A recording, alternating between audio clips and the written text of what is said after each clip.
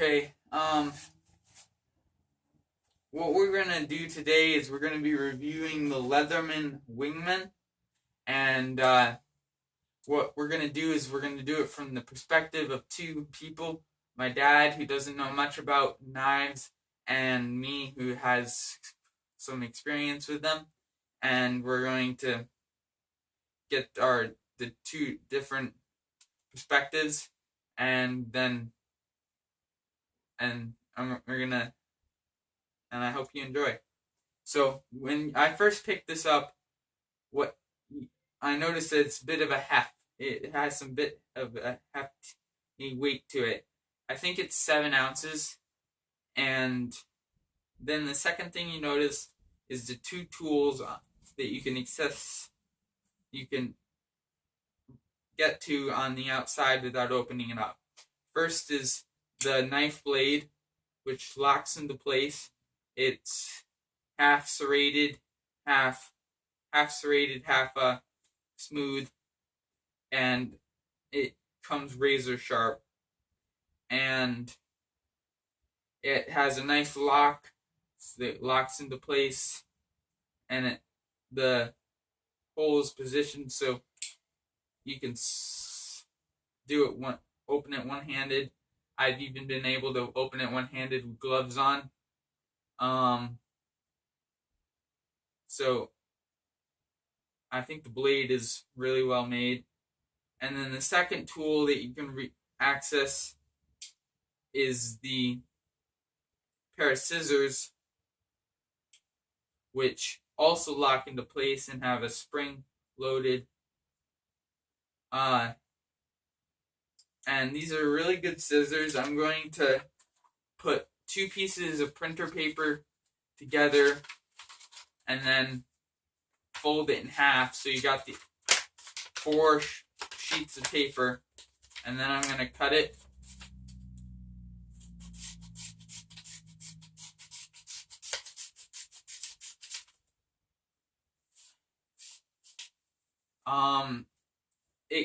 It can probably handle more.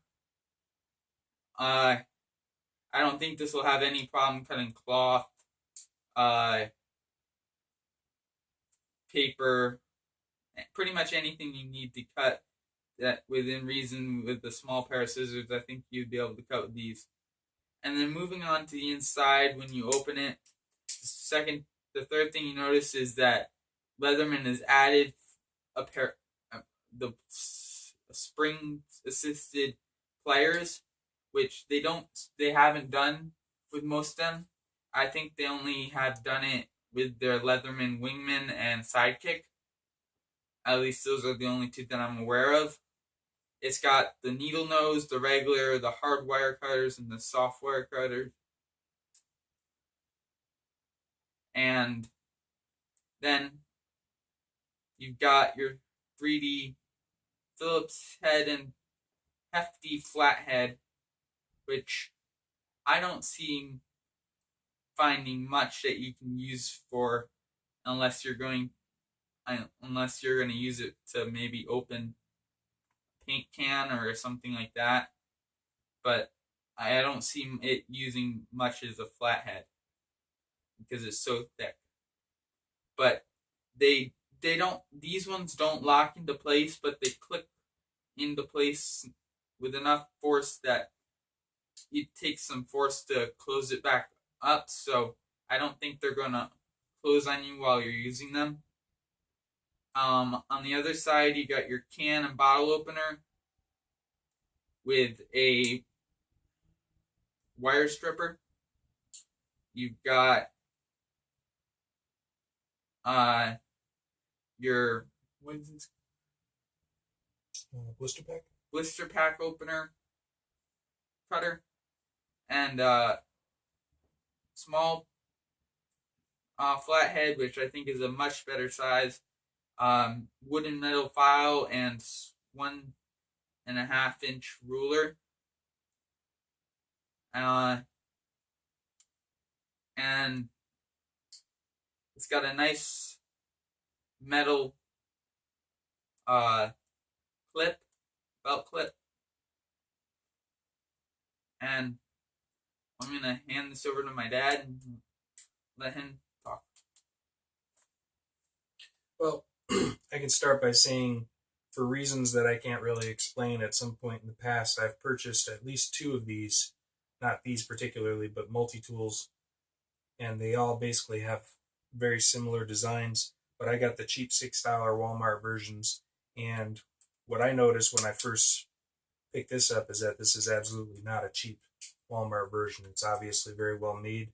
Like he's saying, it's got some heft to it, and when you open up the pliers, one thing that always happened on my multi tools, my cheap ones, is that this hinge here, or these spots where the pliers would first go into their place on the handle, would be very loose. So it'd have a lot of give back and forth like this, to the point that when they closed, sometimes they wouldn't even line up. And I don't see that happening with this. It's very well made, very strong, and tightly fit. And you can see too, it's got star uh, screws or rivets. I guess I'm not sure exactly what that is, but there's 4 on each side, so a significant amount connecting everything together and keeping it solid. As far as the individual tools, basically agree with everything that Travis said. They appear to be very high quality, well made. The knife definitely is significantly sharp. It's got a really easy lock to use. Can I mention that I'm not positive, but I believe this is all stainless steel, but I think they made the blade what Carbon steel. the same material as the buck knife, which I think they might have done that with the scissors too, though I'm not sure. And that definitely gives the blade and the scissors a better. The blade and the scissors a better edge hold. Better ability to hold the edge. Yeah, better ability to hold the edge. Well, that's all I can really say about it. The clip is also good, that it's not a cheap or flimsy plastic clip, but it's a good metal clip, tight enough that I can't see that falling off your belt anytime soon. And it's a good thing because this costs a heck of a lot. My guess, although I don't have any research behind it, is that a good portion of what you're paying for this, which is how much? It was $30. $30. A good portion of that $30 is probably for the Leatherman name right there, because I'm going to guess that somewhere in between the $6 Walmart version I've bought and this $30 version by Leatherman, there's probably some high quality multi tools out there that don't cost quite that much. But I don't know what they are. That's just a guess. One thing that I did like, that this comes with a 25-year warranty, and I believe that covers a wide variety of different things that might happen to this. So it's pretty cool that I have a 25-year warranty.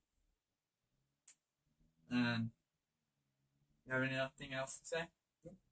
All right, so thanks for watching, and I hope you enjoyed, and see you next time.